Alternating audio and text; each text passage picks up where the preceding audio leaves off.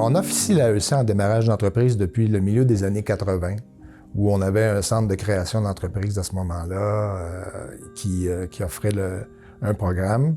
Et actuellement, on offre 2 cohortes par année de ce programme-là. Puis ça fait au moins 20 ans là, que c'est comme ça que ça fonctionne.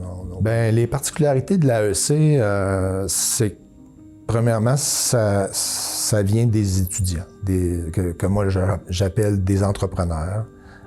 Donc, chaque étudiant est rencontré individuellement. On discute avant qu'il passe à l'étape de faire sa demande d'admission.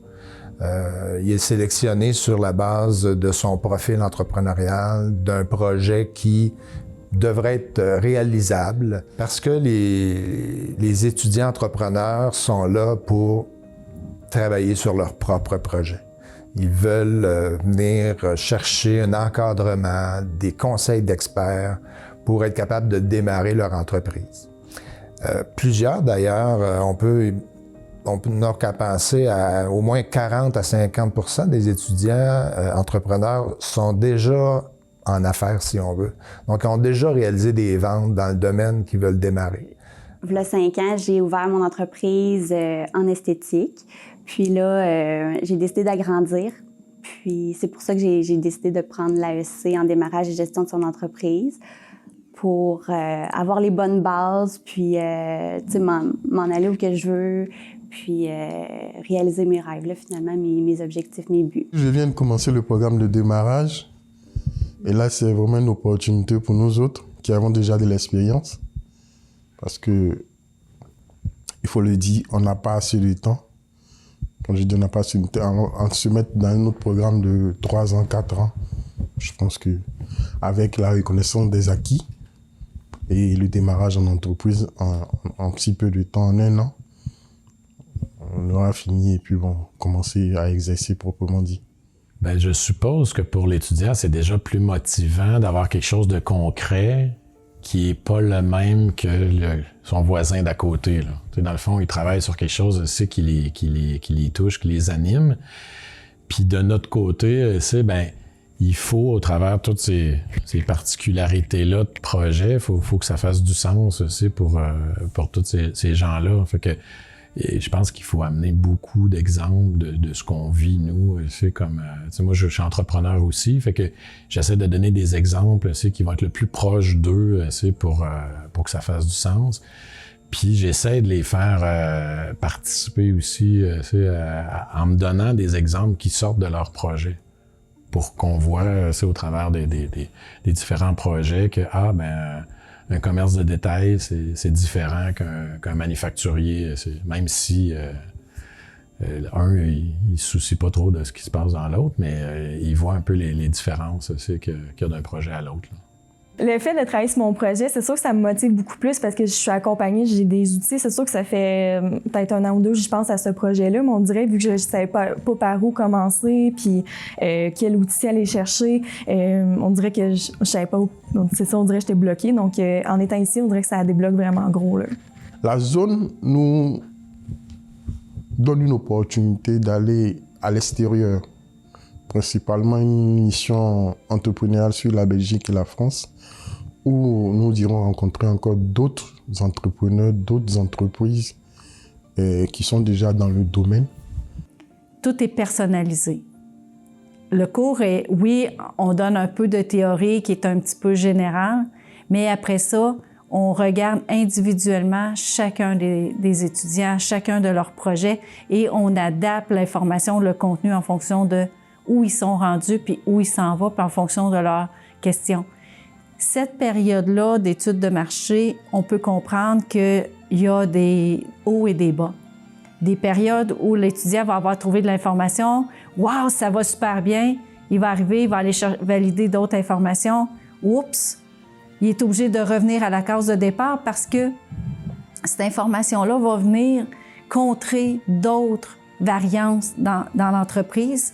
Peut-être que ça peut être la personne, son projet, je donne un exemple, le prix pour le payer est à 25 $, mais la clientèle de 15 ans qui visait ne payera pas 25 $ pour le produit.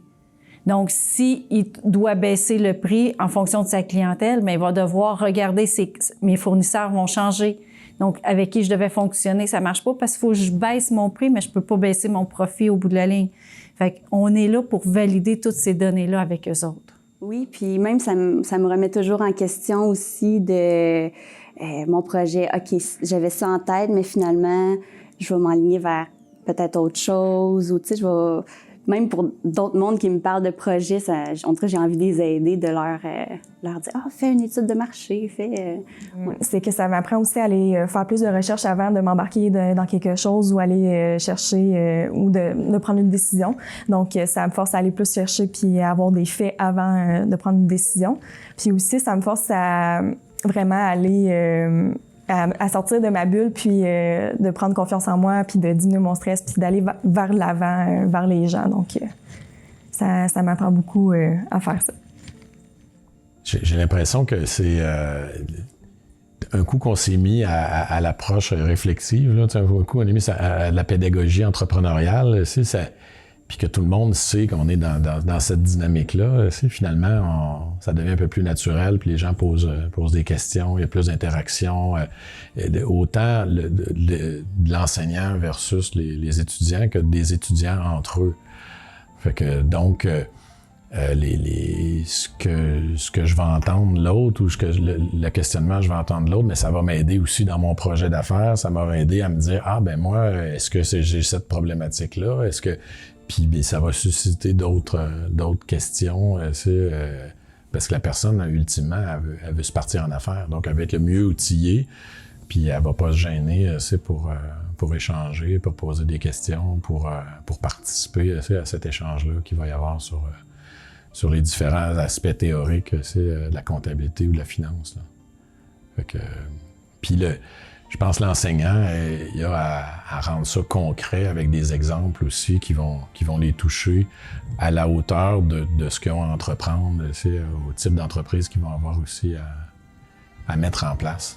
C'est sûr que oui, l'esprit d'équipe est là parce qu'on peut donner notre opinion, aider aussi, s'entraider finalement chacun entre nous à trouver des solutions ou des idées qui pourraient être meilleures ou moins bonnes. Puis, parce qu'il faut quand même voir aussi les idées moins bonnes pour, si ça arrive, trouver une solution à tout ça. Ça prend des enseignants qui sont d'accord, qui acceptent le concept de faire travailler les étudiants sur leur propre projet. Parce que c'est sûr que ça leur demande un petit peu plus de compréhension, puis ils peuvent pas corriger avec une seule grille de correction. Bon, OK, ici, on devrait retrouver le chiffre 89 000. Non, c'est pas comme ça qu'il faut penser. Alors, mais j'ai une équipe d'enseignants, c'est vraiment super, qui ont bien maîtrisé ça, qui acceptent cette façon de travailler-là, et qui ont embarqué dans le bateau de la pédagogie entrepreneuriale. Donc, ça va bien de ce côté-là. Mais le défi d'évaluation, dans mon cas, à moi, parce qu'on est beaucoup dans de la théorie, souvent, je vais commencer avec eux autres, puis il y a d'autres profs qui sont disciplinaires autour. Des fois, de rendre le contenu écrit versus le travail qu'ils ont fait en classe et des fois est différent. Toutefois, en travaillant avec eux autres, on voit l'évolution qu'ils ont fait, on voit où ils veulent aller.